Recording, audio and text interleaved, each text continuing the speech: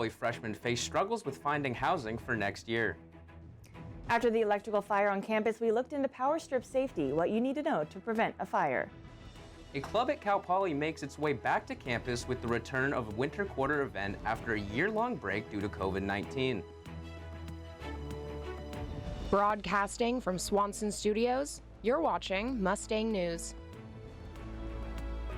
Welcome to Mustang News TV. I'm Jack Clark. And I'm Ava Kirshner. Here's today's top stories.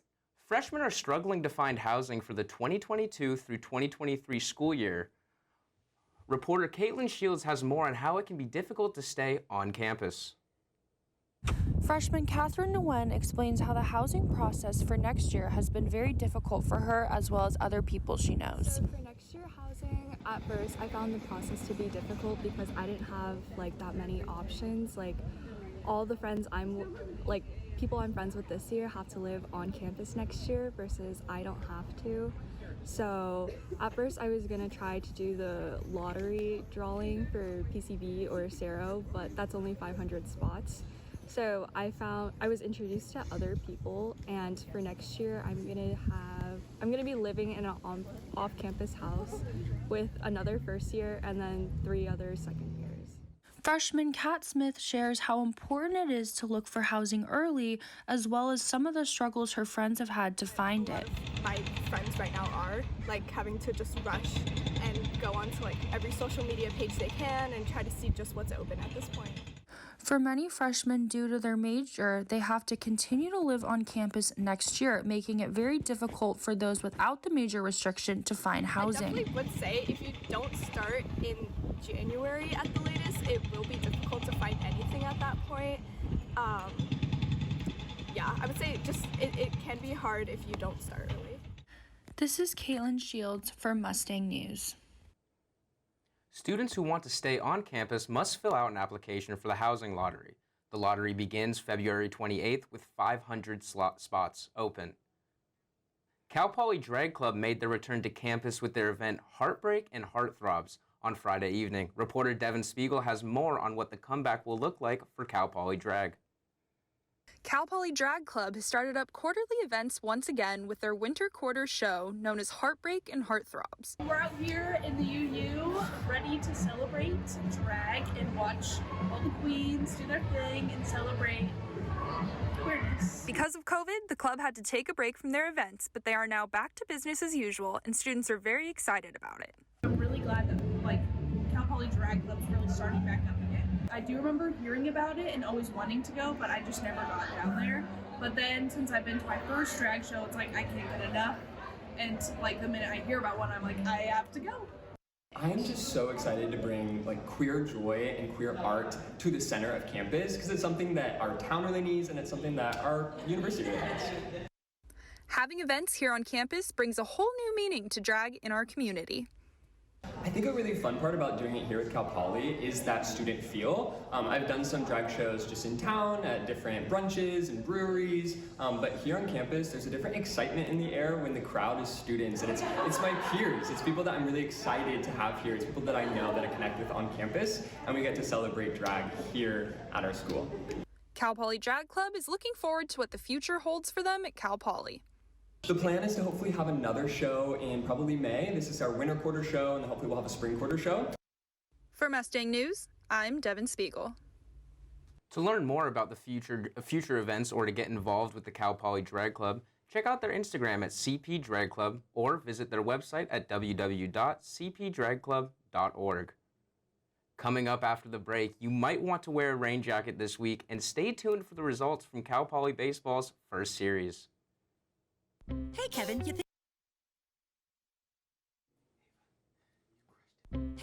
thinking about retirement? I'd love to, but I'm pretty busy with all this. Yeah. Hey, let's meet our retirement coach, Avo. A is for taking action. Not anxiety? No, Kevin, you're gonna be fine. You sing? Barely. V is for variety. And you dance? Sort of. Come on. O is for optimize your savings. Let Avo lead the way. Visit aceyourretirement.org today. Nice.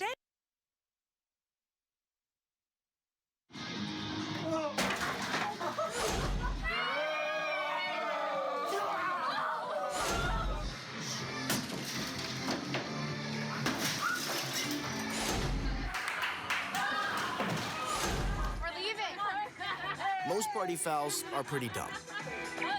But if you decide to drink and drive underage, you could lose your license and your freedom. Underage drinking and driving. The ultimate party foul. Welcome back to Mustang News. We now go to Devin Spiegel for your Central Coast weather report. Hi, I'm Devin Spiegel, and I'm here with the weather forecast for this week. For today, we can expect some partly cloudy weather with a high of 53 degrees and a low of 34 in the evening. There's a 21% chance of rain, and humidity is looking pretty high at 64%. Winds are going to be at about 18 miles per hour today. Now, taking a look at the weather for our Central Coast beaches. It's looking pretty cool along our North County coast with a high of 53 degrees in Cayucos and a high of 52 in Morro Bay. The temperature is going to be as low as 35 degrees along the coast there. It's looking pretty consistent lower down the coast as well, with the high being 53 degrees starting in Oceano, all the way up to Avila Beach, and the low ranging from 35 to 39 degrees. Moving on to our 5-day forecast, the rest of the week is looking pretty sunny here in San Luis Obispo. Wednesday is going to have a high of 55 and a low of 31. Going into Thursday, there will be a high of 60 degrees and low of 33. Friday will have a high of 64 and low of 35. And going into the weekend, it looks like there's going to be a high of 67 on both Saturday and Sunday, with a low dipping down to 41 degrees. That's all for your weather forecast. Now to Torstein Wren with sports. Welcome to the Cal Poly Sports Corner. I'm Torstein Wren, and the long winter is coming to a close. And while some people look towards the groundhog as the sign of the approaching spring, college sports fans look for the baseball opening day. And that wait is finally over, as the Cal Poly Mustangs face the University of Washington in a 3-game series right here at Baggett Stadium. Let's do a little good news, bad news. First, the good news. We finished the series strong with a 5-2 victory on Sunday. And for the bad news, that was our only win of the series, and we were only 1-2 to kick off the year. On Friday night, all eyes were on Drew Thorpe, the Mustangs starting pitcher and an MLB draft prospect. Thorpe allowed 3 earned runs and 6 hits in his 5 1/3 innings on the mound, but also struck out a whopping 11 batters that night. That means his earned run average to start the year is 5.06. And as for the rest of the weekend, the Mustangs were 1 out away on Saturday from the first win of the season, but allowed 2 runs in the 9th to the Huskies. The standout player of the weekend was sophomore pitcher Caden Sheedy, who started on Sunday and only allowed 1 run and 2 hits in his 5 innings, bringing his ERA to 1.8. The Mustangs will next play Fresno State tonight in a 1-game series, and it'll be at Baggett Stadium at 6 p.m. Freshman catcher Ryan Stafford will look to continue his hot start at the plate, where he holds a .455 batting average. Jack and Ava, back to you. Thanks, Devin and Torstein. Stay tuned for after the break when we take a look at a class from the past. We'll be right back.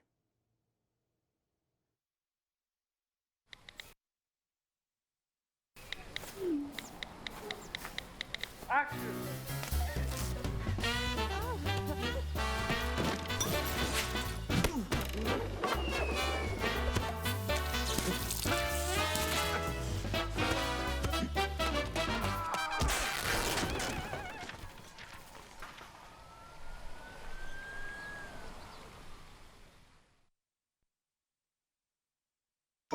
This is the story of a boy who is very sensitive to lights and sounds.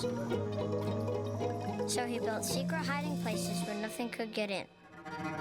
The boy didn't like looking people in the eye. It made him feel uncomfortable. One day, he found out he had something called autism. His family got him help, and slowly, he learned how to live with it better. Early intervention can make a lifetime of difference. Learn the signs at autismspeaks.org. After an electrical fire broke out at Yosemite Residence Hall, we looked into safety tips for power strips.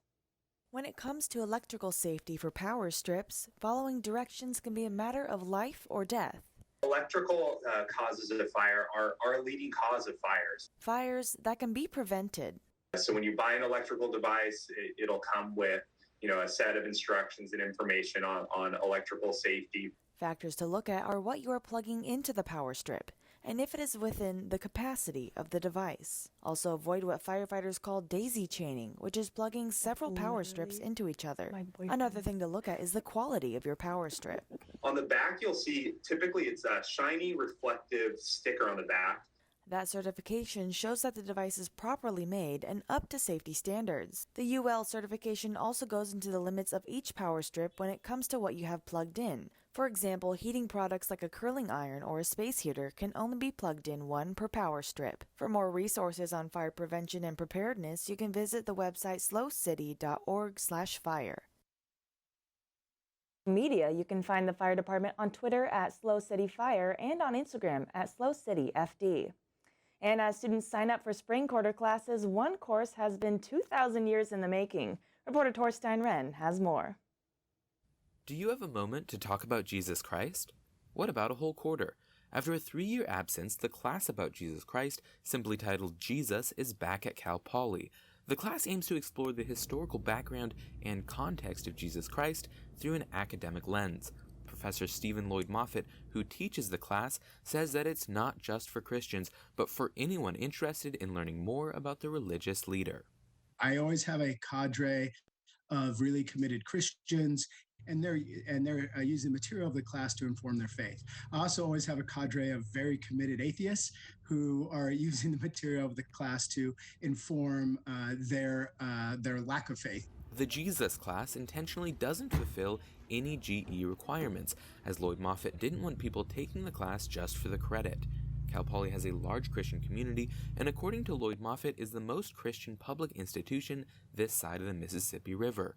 One former student who took the class last time it was offered described why he felt it was a necessary addition to the Cal Poly catalog. Cal Poly, you can't go 2 or 3 days without someone inviting you to a Bible study or seeing Crew on Dexter Lawn or something like that. So we all have this idea of what Jesus is. And my big takeaway is that there are tons and tons of perspectives of what Jesus is. While the class does not fulfill any GE requirements, it is worth 4 units. For Mustang News, I'm Torstein Wren.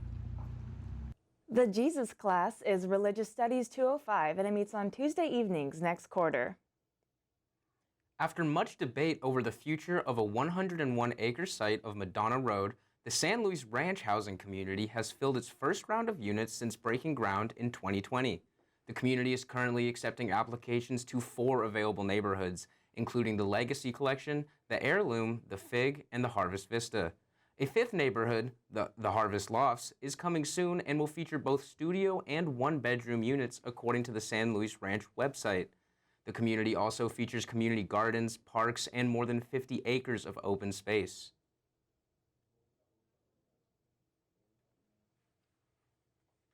One of the reasons I wanted to live in San Luis Ranch was because it gave priority to people living in San Luis City and County, as well as those who work in the city and county. So I was excited about the idea of living in a community where the locals live. The housing community is located on Madonna Road and is bordered by Highway 101 and Delito Drive. It also aims to develop retail and community amenities as units continue to be added to the site. The ranch also includes the original farmhouse and agriculture building as the centerpiece of the AG Heritage Center, which is a community gathering site. More information can be found online at sanluisranch.com. That's the end of today's broadcast. I'm Jack Clark. And I'm Ava Kirshner. Have a great rest of your day.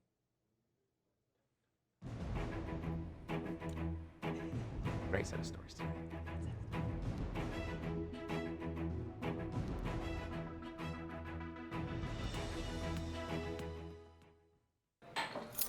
What do you think you're doing, Kevin? Was just gonna drive home. There are several warning signs present that you shouldn't be driving. Like hearing voices? Like your text-to-emoji ratio? Oh man, the selfies. Selfie, nailed it. We all have warning signs that let us know that we're probably not okay to drive. Mine is pretending to be your subconscious. Craig, come on man, let's split a ride home.